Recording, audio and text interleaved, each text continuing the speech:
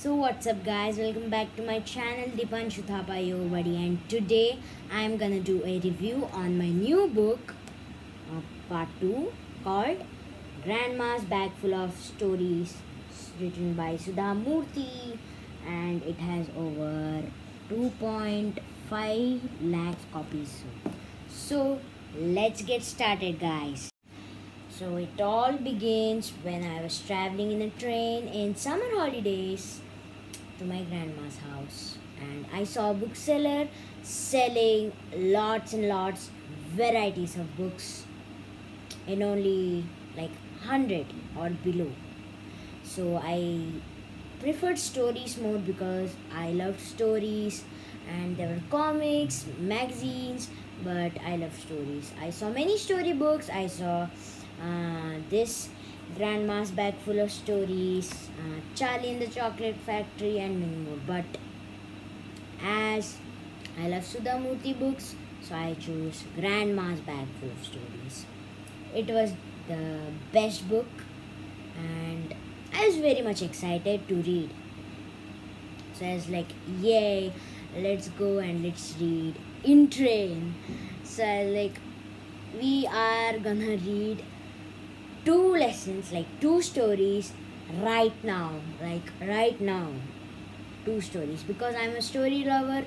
I love stories, so and that's where I bought this book. And this is like only 100. It's very cheap. I loved it. He was still like selling it in a cheap, it is 250. You can see here 250, piece 250. That's awesome, and I loved how he just sold like in only 100, and that's it.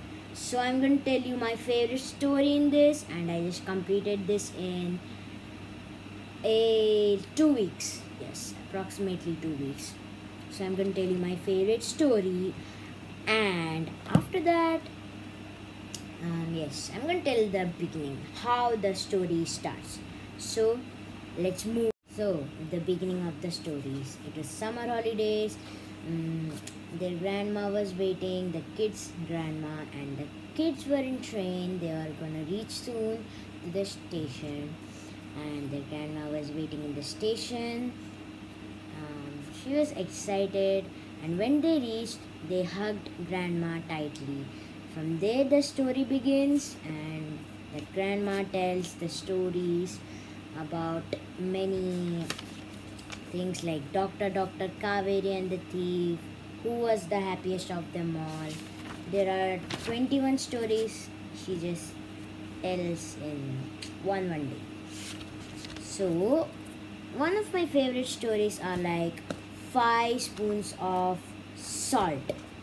In here there is one girl named Geeta who often forgets things. Like for one day when she was like reading a book lying on her bed, her grandfather told that to get some medicines because he was having a severe headache. And the girl was like, I don't want to go because it is sunny, and her mom told you should go. So she was like, okay. As she was going, she saw a sweet shop nearby, and she was like, wow, those are sweets, and I'm gonna go in. She saw a variety of sweets, and she just started to eat.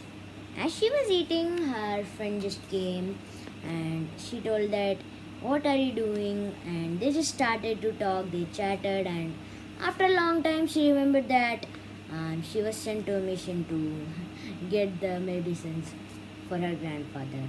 And like this, she just often forgets things. And as she reached home, everybody was sad and was angry on her. So that's when a day, it was the picnic, a school picnic, when everybody has to bring different kinds of food. Like for example, one boy brings puri, and her task was to bring sambar from her house. So she told her mom that tomorrow is a picnic, and she told everything.